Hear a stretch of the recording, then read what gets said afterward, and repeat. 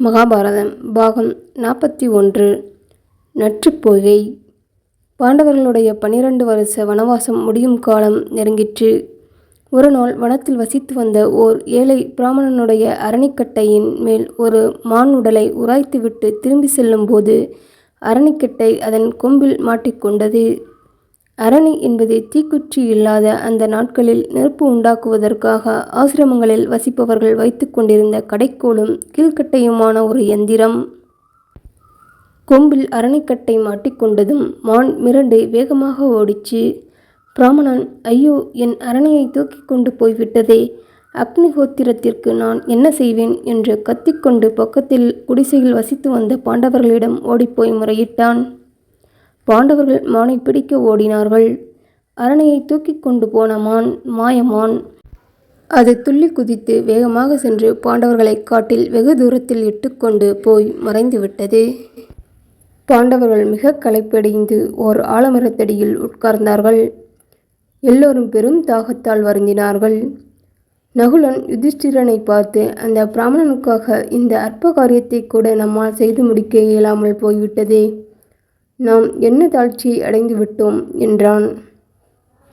இவ்வாறு நகுலன் வருத்தப்பட்ட போது பீமன் தளபதியை சபைக்கு இழுத்து வந்தார்களே, அப்போது நாம் அந்த நீசர்களை கொன்றிருக்க வேண்டும், அது செய்யாதபடியால் அல்லவா நாம் இந்த சங்கடங்களை அடைந்தோம் என்று சொல்லி அர்ஜுனனை வருத்தத்தோடு பார்த்தான். அர்ஜுனனும், ஆம், அந்த தேரோட்டி மகன் சொன்ன கடுஞ்சொற்களை கேட்ட பின்னும் நாம் சும்மா நின்றேன், அதனால் இந்த நிலைமையில் இருக்கிறோம் என்றான். எல்லோரும் களைப்பினால் பொறுமையும் தைரியமும் இழந்திருப்பதைக் கண்ட யுதிஷ்டிரனுக்கு ஒன்றும் சொல்ல தோன்றவில்லை. பொறுக்க முடியாத தாகம் வாட்டிச்சு. நகுலனை பார்த்து, தம்பி, அந்த மரத்தின் மேல் ஏறி சமீபத்தில் எங்கேயாவது ஜலம் இருக்கிற குளமாவது ஆறாவது தென்படுகிறதா பார் என்றான். நகுலன் மரத்தின் மீது ஏறி பார்த்துவிட்டு இறங்கி வந்து, கொஞ்ச தூரத்தில் ஜலத்தை அடுத்து வளரும் செடி வகைகளும் கொக்குகளும் தென்படுகின்றன, அந்த இடத்தில் கட்டாயமாக ஜலம் இருக்கும் என்றான். போய் பார்த்து அவ்விடத்தில் ஜலம் கிடைத்தால் சீக்கிரம் எடுத்து கொண்டு வா என்று யுதிஷ்டிரன் சொல்ல நகுலன் விரைவாக போனான்.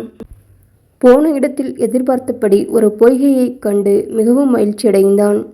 தன் தாகத்தையும் தீர்த்து கொண்டு அம்புத்தூணியிலும் தண்ணீர் நிரப்பிக்கொள்ளலாம் என்று நகுலன் பொய்கையில் இறங்கினான். நிர்மலமான ஜலத்தில் கையை தோய்த்ததும் ஒரு அசரீரி பேற்று ஆகாயத்தில் உண்டாயிற்று. சாகசம் செய்யாதே, இது என் வசமுள்ள குளம், மாத்ரிபுத்திரனே, என் கேள்விக்கு விடை கூறிவிட்டு பிறகு தண்ணீரை குடி என்றது. நகுலன் திடுக்கிட்டான். ஆனால் தாகத்தின் வேகத்தினால் அதை கவனியாமல் ஜலத்தை எடுத்து குடித்தான். குடித்துவிட்டு கரை ஏறினதும் மயக்கம் உண்டாகி கீழே விழுந்தான். போனவன் திரும்பி வரவில்லை என்று தர்மபுத்திரன் சகாதேவனை அனுப்பினான். சகாதேவன் புகையண்டை சேர்ந்ததும் அங்கே பூமியில் படுத்து கிடந்த சகோதரனை கண்டான். அவனை யாரோ கொன்றுவிட்டார்கள் என்று ஊகித்து கொண்டே தாகம் பொறுக்காமல் தண்ணீரண்டை சென்றான். அசரீரி முன்போலவே, சகாதேவா, இது என் பொய்கை, என்னுடைய கேள்விக்கு விடை சொன்ன பிறகே தாகம் தீர்த்து கொள்ளலாம் என்றது. நகுலனைப் போலவே தாகம் மேலிட்ட சகாதேவனும் அசரீரி எச்சரிக்கையை கவனிக்காமல் தண்ணீரை கண்டதும் எடுத்து குடித்தான். அவனும் உடனே இறந்து கீழே விழுந்தான். சகாதேவனும் திரும்பி வராததைக் கண்டு யுதிஷ்டிரன் அர்ஜுனனை பார்த்து, ஜலத்திற்காக போனவர்கள் வெகு நேரமாகியும் என்ன காரணமோ திரும்பி வரவில்லை, நீ போய் அவர்களுக்கு ஏதேனும் ஆபத்து நேரிட்டதா பார், ஜலமும் கொண்டு வா என்று சொல்லி அனுப்பினான். அர்ஜுனன் வேகமாக சென்றான். குளத்தண்டை தம்பிகள் இருவரும் செத்து கிடப்பதை பார்த்தான். திடுக்கிட்டு இதற்கு காரணம் யாராக இருக்கலாம் என்று யோசித்து கொண்டே அவனும் தாகத்தை தீர்த்து கொள்ள பொய்கையில் இறங்கினான். அப்போது, நான் கேட்கும் வினாக்களுக்கு விடை கூறிவிட்டு பிறகு தாகம் தீர்த்து கொள்வாய், இது என்னுடைய வசமுள்ள பொய்கை, மீறியானால் நீயும் தம்பிகளை போய் மாழ்வாய் என்றது அசரீரி. அர்ஜுனனுக்கு கோபம் மேலிட்டது. நீ யார்? கண்ணுக்கெதிரில் நின்று தடு, இந்த பானங்களால் உன்னை கொள்வேன் என்று சொல்லி சத்தத்தை கொண்டே குறிபார்த்து பானங்களை விட்டான். அசரீரி அம்புகளை அலட்சியம் செய்து, உன்னுடைய பானங்கள் என்னை தீண்டாது, என்னுடைய கேள்விக்கு விடை சொல்லிவிட்டு தாகம் தீர்த்துக்கொள், அவ்வாறே செய்யாமல் தண்ணீரை பருகினால் இறந்து போவாய் என்றது. செலுத்திய பானங்கள் வீணானதைக் கண்டு அர்ஜுனன் கோபத்தோடு கடும் யுத்தம் புரிவதற்கு ஆயத்தமானான். பெரிய யுத்தத்தில் இறங்குவதற்குள் தாகம் தீர்த்து கொள்ளலாம் என்று பொய்கையில் இறங்கி தண்ணீர் குடித்தான். தண்ணீர் குடிக்கவே அவனும் இறந்தான். அப்பா பீமசேனா, சத்துருக்களை சம்ஹாரம் செய்பவனே, அர்ஜுனனும் திரும்பவில்லை. நீ போய் சகோதரர்கள் என்ன ஆனார்கள் என்பதை பார்த்துவிட்டு தண்ணீரும் கொண்டு வா. காலம் நமக்கு விரோதமாக இருக்கிறது. உனக்கு மங்களம், எனக்கு தாகம் பொறுக்க முடியவில்லை என்றான் யுதிஷ்டிரன். பீமன் வேகமாக போனான். பொய்கை எண்டை 3 சகோதரர்களும் உயிர் திறந்தவர்களாக விழுந்து கிடப்பதை பார்த்து பீமனுக்கு தாங்க முடியாத துக்கம் மேலிட்டது. இது எற்றவர்களுடைய வேலையாகத்தான் இருக்க வேண்டும். அவர்களை போர் புரிந்து வீழ்த்துவேன். அதற்குள் தண்ணீர் குடித்து என் தாகத்தை தீர்த்து கொள்வேன் என்று எண்ணி பொய்கையில் இறங்கப் போனான். அப்பா பீமசேனா, சாகசம் செய்யாதே. என் வினாக்களுக்கு பதில் சொல்லிவிட்டுத்தான் குளத்தில் இறங்க வேண்டும். நான் சொன்னதை மீறி தண்ணீர் குடித்தாயானால் சாவாய் என்றது அசரீரி. நீ யாரடா என்னை தடுக்க என்று சொல்லிக்கொண்டே பீமன் நச்சு தண்ணீரை குடித்துவிட்டு சகோதரர்களைப் போல் அவனும் கீழே விழுந்தான். ஒரு நாளும் நடவாத விஷயமாக இருக்கிறதே. நெடுநேரமாகியும் போன சகோதரர்கள் யாரும் திரும்பாமல் இருப்பதற்கு என்ன காரணம்? ஏதேனும் சாபத்தை அடைந்து விட்டார்களோ? ஜலத்தை காணாமல் காட்டில் திரிந்து கொண்டிருக்கிறார்களோ? நானே போய்த்தான் பார்க்க வேண்டும் என்பதாக யுதிஷ்டிரன் நிச்சயித்து வனத்திற்குள் சகோதரர்களை தேடிக்கொண்டு போனான். ஜனசஞ்சாரம் இல்லாததும் புள்ளிமான்களும் பன்றிகளும் பறவைகளும் நிறைந்ததுமான நச்சுப் பொய்கை வனத்தண்டை தர்மபுத்திரன் போனான். அழகான பச்சை புல், அதன் மேல் விழா தீர்த்த இந்திர துவஜங்களைப் போல் சகோதரர்கள் 4 பேரும் வீழ்ந்து கிடப்பதைக் கண்டு வியப்பும் துக்கமும் அடைந்தான். சோகத்தை தாங்க முடியாமல் கண்ணீர் விட்டான். அப்பா பீமனே, உன் சபதமெல்லாம் வீணாயிற்றே. வனவாசம் முடியப் போகும் சமயத்தில் இறந்து விட்டாயே. தெய்வங்கள் சொன்ன வாக்கெல்லாம் பொய்யாகிவிட்டதே என்று உயிரற்று விழுந்து கிடக்கும் பீமனையும் அர்ஜுனனையும் தழுவி புலம்பினான். எந்த பகைவன் உங்கள் அனைவரையும் கொல்லும் சாமர்த்தியம் படைத்தான் என்று மீண்டும் சகோதரர்களை பார்த்து குழந்தை போல அழுதான். உயிரற்று கிடக்கும் இந்த நகுல சகாதேவர்களை பார்த்ததும் என்னுடைய எக்கு இதயம் வெடிக்காமல் இருக்கிறதே. நான் இந்த உலகத்தில் இனி என்ன செய்வதற்காக உயிருடன் இருக்க வேண்டும் என்று நொந்து கொண்டான். பிறகு நன்றாக கவனித்து பார்த்து, இது ஏதோ மாயமாக தோன்றுகிறதே. இவர்களுடைய உடல்களில் காயம் ஏதும் இல்லை. உறங்குபவர்கள் போல் முகத்தில் எவ்வித மாறுபாடும் இல்லாமல் கிடக்கிறார்கள். விரோதிகளுடைய காலடிகள் கூட மண்ணில் காணப்படவில்லை. இது துரியோதனனுடைய சதியாகவே இருக்கலாம். ஜலத்தில் விஷம் கலந்திருக்கலாம் என்று தனக்குத்தானே சொல்லிக்கொண்டு தாகத்தினால் வசப்பட்டு பொய்கையில் இறங்கினான். உடனே அசரீரி பேச ஆரம்பித்தது. உன் தம்பிகள் என் பேச்சை கேளாமல் தண்ணீர் அருந்தினார்கள். அவ்வாறு நீயும் செய்யாதே. என் வினாக்களுக்கு விடை கொடுத்துவிட்டு பிறகு பொய்கையில் இறங்கி தாகம் தீர்த்துக்கொள். இது என்னுடைய வசத்தில் இருக்கிற குளம் என்றது. யுதிஷ்டிரன் இது யாரோ யஷம் வாக்கு என்று தெரிந்து கொண்டு அசரீரியினுடைய பேச்சுக்கு இணங்கி உன் கேள்விகளை கேள் என்றான். ஒன்றன் பின் ஒன்றாக அசரீரி பல கேள்விகளை கேட்டது. எதை தினமும் ஆதித்தனை உதிக்கச் செய்வது என்றது அசரீரி. பிரம்மம் என்றான் யுதிஷ்டிரன். மனிதன் எதனால் எப்போதும் துணையுள்ளவன் ஆகிறான்? தைரியமே மனிதனுக்கு துணை என்றான் யுதிஷ்டிரன். எந்த சாஸ்திரம் படித்து மனிதன் புத்திமானாக ஆகிறான்? எந்த சாஸ்திரம் படித்துமல்ல, பெரியோர்களை அடுத்தே மனிதன் புத்திமான் ஆகிறான் என்றான் தர்மபுத்திரன். பூமியை காட்டிலும் கனமானது எது என்று கேட்டான் யஷன். மக்களை தாங்கும் தாய் பூமியை காட்டிலும் கனமானவள். ஆகாயத்தை காட்டிலும் உயர்ந்தது எது? பிதா.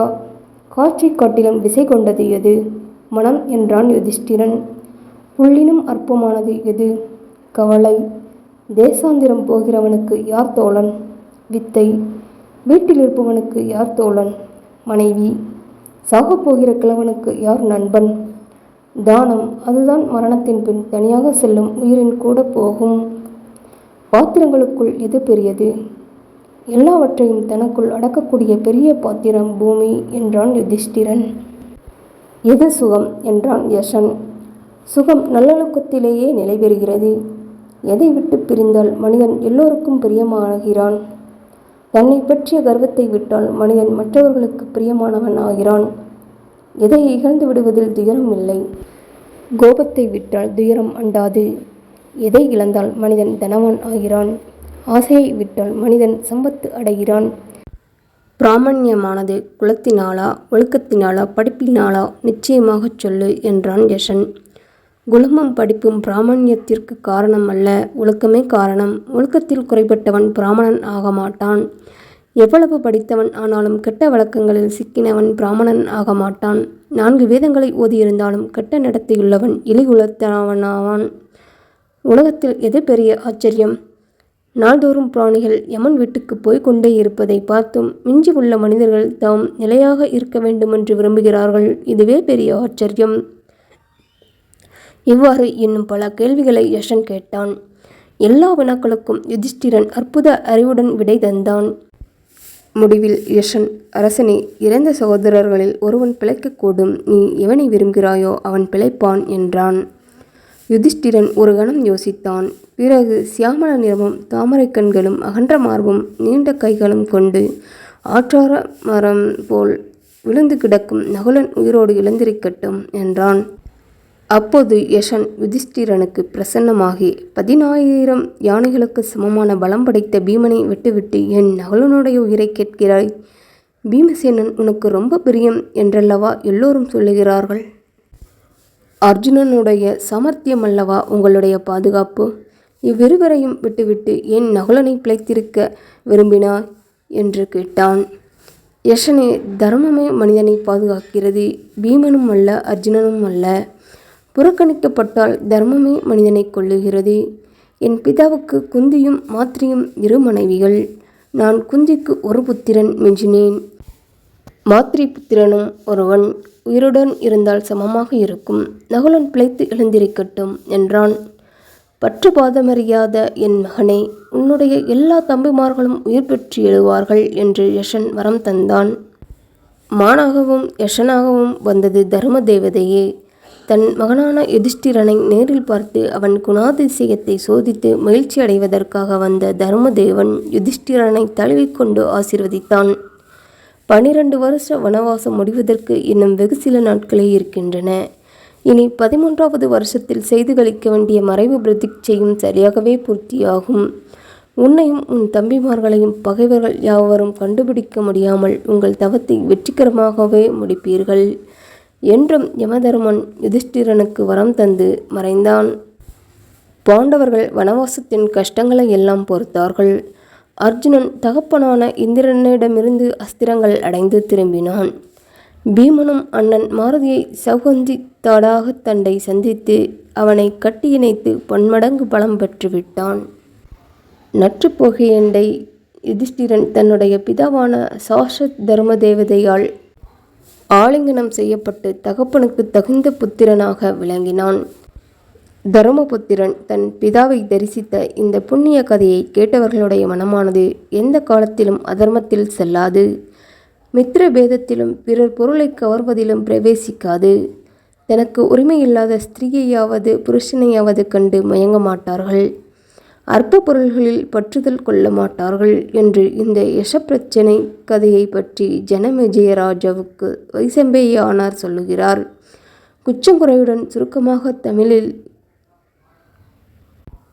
நான் சொல்லும் இந்த கதையை கேட்டுக்கொண்டிருக்கும் மக்களுக்கும் மகளிரும் அந்த நற்பயனை பெறுவார்களாக.